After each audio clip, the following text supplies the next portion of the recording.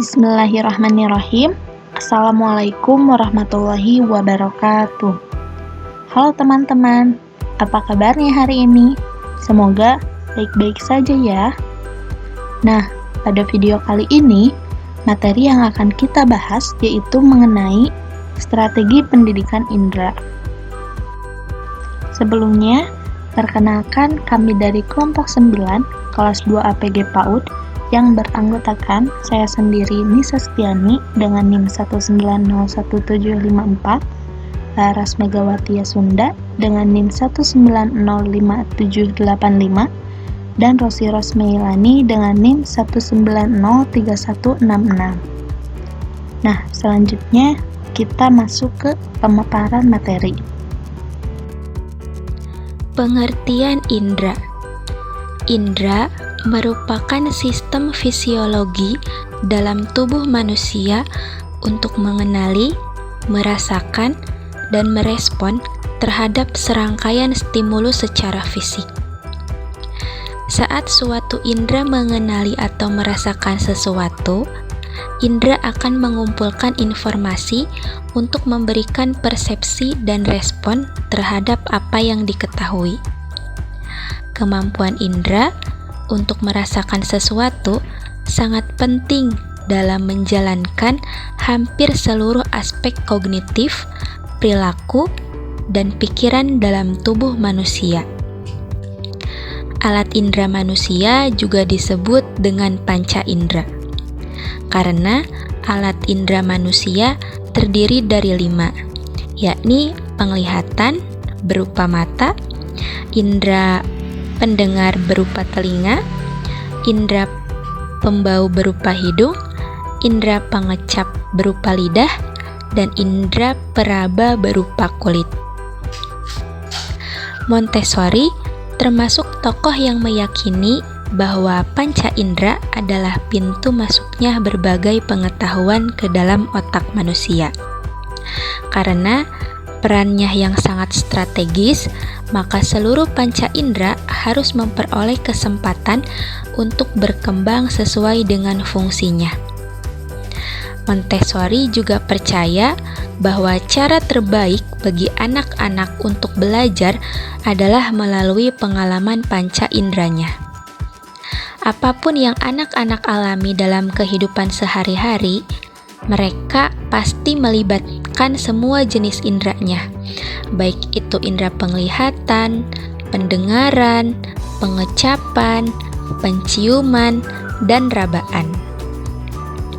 Nah, apapun yang mereka rasakan berfungsi untuk merangsang mental mereka. Setiap anak perlu mengembangkan panca inderanya, karena dengan meningkatkan kepekaan dan kemampuan inderanya, anak usia dini dapat menggunakan seluruh panca indera dengan maksimal untuk belajar mengenal segala sesuatu di sekelilingnya. Montessori berpikir bahwa guru memiliki tanggung jawab untuk memberikan pemandangan indah, tekstur, suara, dan bau untuk anak-anak, sehingga anak dapat menambah pengetahuan mengenai dunia di sekitarnya. Montessori juga percaya bahwa bagian dari pengalaman indrawi untuk anak-anak adalah memiliki alat dan peralatan yang sesuai dengan tangan mereka yang kecil, serta meja dan kursi yang sesuai dengan tubuh kecil mereka. Manusia memiliki organ penginderaan yang berfungsi untuk menangkap rangsangan. Pada setiap indera memiliki daya serap yang berbeda mengenai stimulus yang diterimanya. Wiroatmojo dan Sasono Harjo pada tahun 2002 mengemukakan bahwa daya serap panca indera adalah sebagai berikut. Indera persentase daya serap penglihatan 82%, pendengaran 11%, peraba 3,5%, perasa 2,5%, dan penciuman 1%. Hal ini menunjukkan bahwa indera yang paling tinggi kemampuan daya serapnya terhadap informasi yang diterima atau diindra adalah indera penglihatan dan disusul dengan indera pendengaran. Oleh karena itu, dalam kaitan dengan proses pembelajaran, kemampuan daya serap penglihatan ini harus dimanfaatkan untuk meningkatkan hasil belajar melalui penggunaan media visual. Namun, jika memungkinkan, pembelajaran dapat memanfaatkan semua indera tersebut melalui berbagai media secara variatif, sehingga daya serap siswa akan materi pembelajaran dapat berjalan secara optimal. Selanjutnya, ada strategi atau metode untuk mengoptimalkan indera pada anak. Tentunya kita juga telah mengetahui bahwa banyak kegiatan yang dapat dilakukan untuk merangsang seluruh indera yang ada pada anak. Misalnya, kegiatan untuk mengenalkan tekstur yang berlawanan, di mana di sini anak tidak hanya mengenal tekstur yang berlawanan, akan tetapi ia juga akan mengenal kosakata baru, yaitu kosakata kasar dan kosakata halus. Di sini kita bisa menyediakan media berupa kain.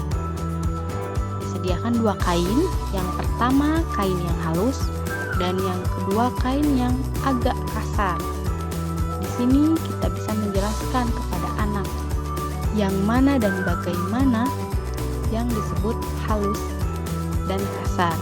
Nanti dengan sendirinya anak akan paham karena anak memegang langsung atau anak bisa meraba langsung kain yang telah disediakan. Anak pun nantinya akan paham, oh yang ini kainnya kasar, oh yang ini kainnya halus. Seperti itu. Selain itu, dapat juga dilakukan dengan membedakan indera peraba, yaitu menggunakan benda yang lunak dan juga keras. Misalnya di sini ada benda yang lunak, yaitu spons. Itu termasuk benda yang lunak.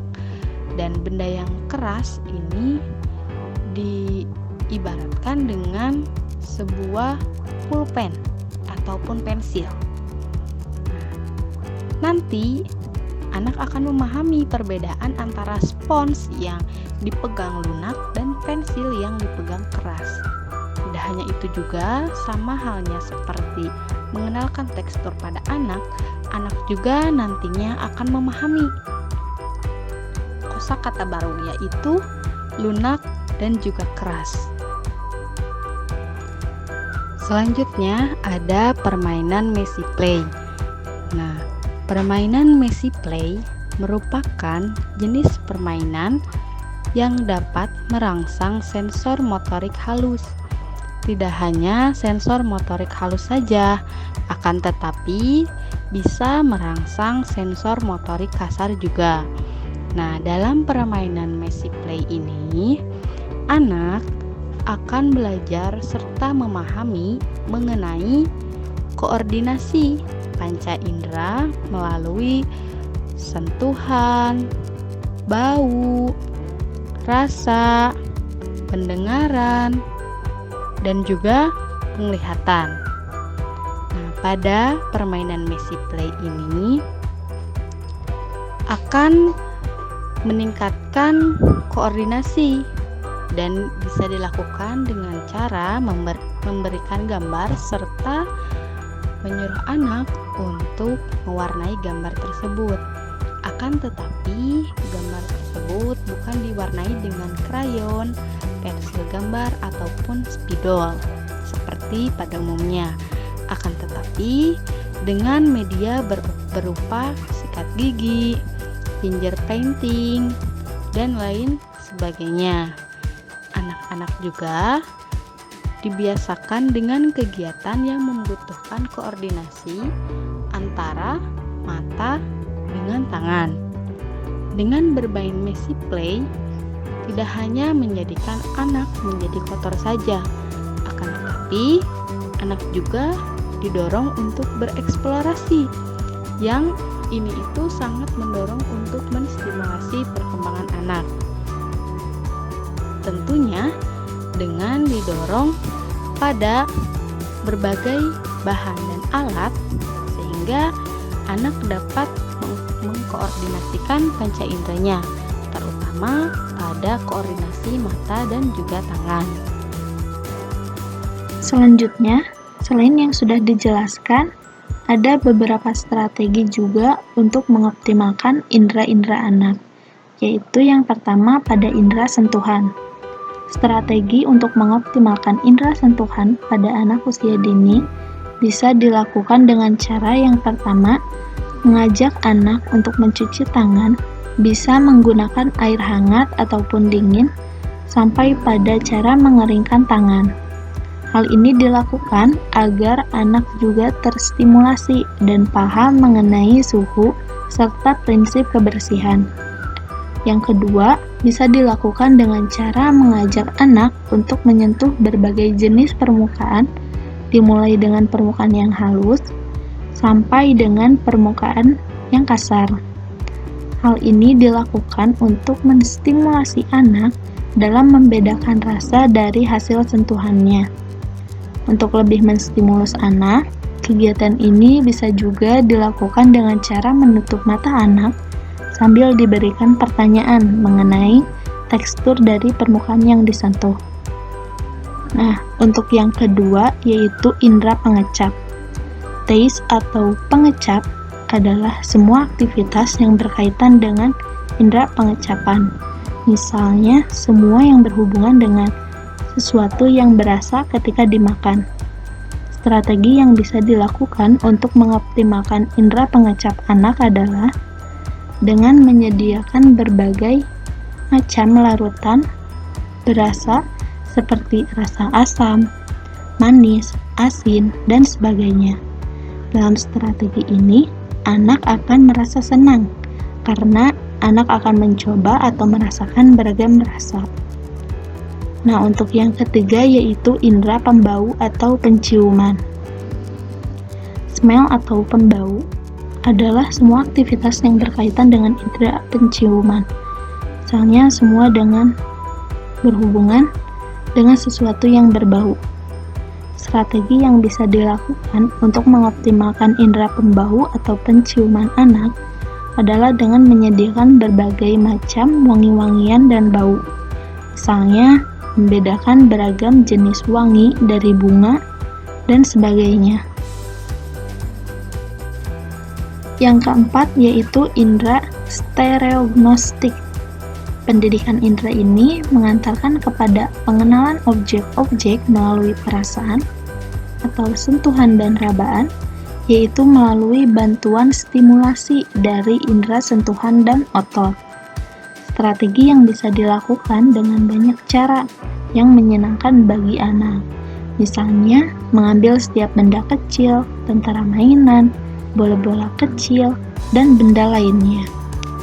Anak menjadi mampu membedakan antara bentuk kecil yang berbeda tipis. Untuk memberikan tingkatan yang lebih sulit, bisa dilakukan dengan menutup mata anak, dan dengan cara ini anak akan lebih bersemangat karena ia merasa bangga akan kemampuan yang tidak pernah mereka duga bisa dilakukan. Yang kelima yaitu indera pendengaran. Strategi yang bisa dilakukan untuk mengoptimalkan indera pendengaran adalah bisa dilakukan dengan cara sederhana. Misalkan, mendengar perbedaan huruf vokal A, I, U, E, O, ataupun dengan membedakan suara binatang, dan sebagainya. Selain itu, indera pendengaran juga bisa distimulus dengan pendidikan musik. Yang keenam, yaitu indera penglihatan. Penggunaan media pembelajaran, terutama media yang menekankan pada pemanfaatan indera penglihatan atau visual, memberikan pengaruh terhadap perhatian siswa dalam belajar, yang akhirnya bermuara pada capaian hasil belajar yang lebih baik. Oleh karena itu, penggunaan media visual dalam pembelajaran khususnya untuk siswa kelas awal perlu terus ditingkatkan. Berkaitan dengan hal tersebut, guru dituntut untuk mengembangkan kemampuan dalam membuat berbagai macam media visual, melakukan pencarian dari media internet, media visual yang relevan dengan bahan ajar, dan menggunakannya secara tepat dalam proses pembelajaran. Sekian yang dapat kami sampaikan. Mohon maaf bila ada kesalahan. Terima kasih. Wassalamualaikum warahmatullahi wabarakatuh.